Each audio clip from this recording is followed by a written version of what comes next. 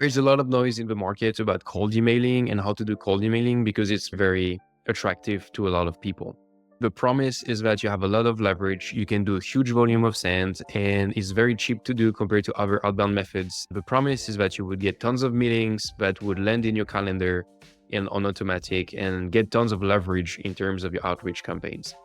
This is not really true. In my opinion, there's a better way to do it than to blast your entire total addressable market. And in this video, I'm going to detail how we at Profitable did it for several clients with success. At Profitable, we have developed an approach called micro campaigns. We don't go after your total addressable market. First of all, we don't just do emails, we also do calls because we found that 90% of people book from a call and not an email. They might be curious, they might want to reply, meetings get in the way, more emails get piled on. And if they don't reply immediately, they're just not gonna think about it.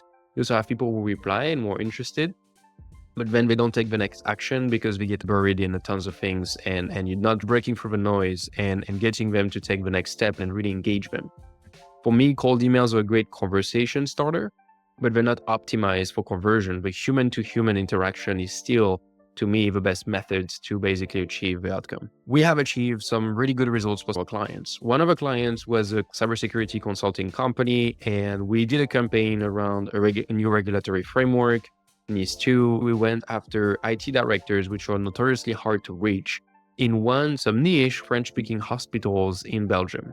What we did there is we had about 74 people who were either IT directors or CEOs, because CEOs were also concerned by this new law that was going out and they needed to be informed and engaged. What we found emailing 74 people in this niche that is very relevant is that we're able to craft messaging that was really written to them as if it was one-to-one messaging. And I think this is one of the keys in cold emailing. You don't want to be sending emails that could have been sent to a bunch of people. You want the email to feel like it's been written only for them, even though there's another 10 to 15 to 30 people that are in the exact same situation as them and will have the exact same pain point as them. So we got quite a bit of responses. We got a lot of responses with over 34% reply rate, and we got a 10% opportunity rate. Long story short, in a very short span of time, we had 6 opportunities created and we built 300 grand of pipeline in just under a week. That campaign took quite a bit of preparation, but when we executed, it was so relevant and so timely that the conversions were really high. We did another campaign for one of our clients, Feeble. Feeble is one of the case studies on our website. We were doing a mix of cold email and calls. And what we found from the calls is that there was this one objection that just kept on blocking the conversion. And so what we did is we isolated this objection. We basically looked at it as something that was somewhat of a false belief in the market, that the solution didn't apply to them because they were in a specific situation. The good news is about 80% of the prospects that were not converting all had the same objection.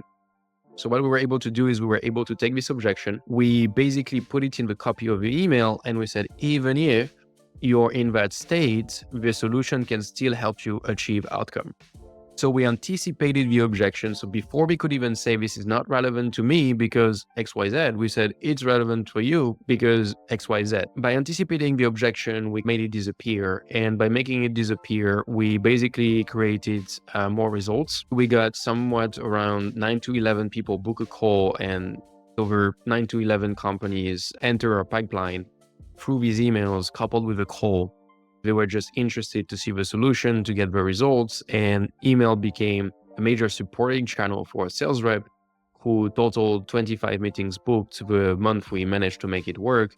A lot of them coming from him, but a lot of them as well coming from emails that he had to qualify and transform for our clients, which boosted the pipeline and sped up things. So what we've been trying to avoid is to be like the other providers in the market and to just load 10,000 contacts in a campaign and be happy with a 0.1 reply rate or even lower numbers. We don't think that's the way to go. I don't think that getting 2-3 meetings from spamming 10,000 people is a win. If anything, it's a loss, right? The new era of sales is a sales efficiency question. It's upping the probabilities and the sales efficiency. If you want to really create value, you should be going after your best fit clients, do micro campaigns, and do the work, right? It takes more work to do these micro campaigns because you need to do one for each and every subsegment of the market or job titles because they have different pain, but the work is really worth it.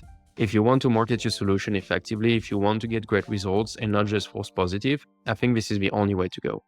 The worst I've heard in the past couple of weeks, and I was shocked. I've heard somebody say that one specific provider was a great provider until they changed their policies, because before you could email blast as many people as you wanted, and then they restricted that.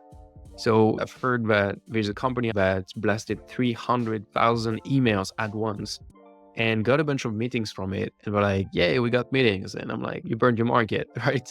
This is not the ideal way to go to market. This is too much spam and spray and pray. You want to be more targeted, more specific. I hope this video helped you think micro campaigns, think about who you really need to go after, who you really need to be in front of.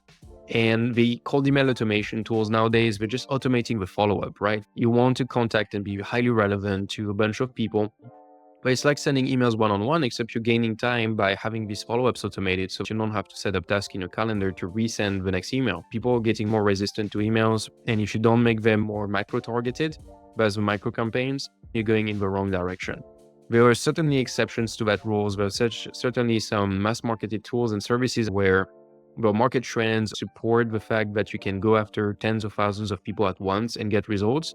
But if you're in the B2B niche selling software or services for more than 10 grand a year in annual client value, and you aim to keep your clients for 2 to 3 years, maybe you sell even softwares or services for 50 grand, 100 grand, or a million, which are things we've done for our clients, then you really want to micro-target, you really want to go after the right clients and treat each and every lead and opportunity as a human being who needs to be talked about, what is relevant to him or her, and not like a blast exercise where you just try to get lucky to find the 1 or 2 people who have enough time to follow up on a poor written email, get into your funnel, because that's not going to get you great results.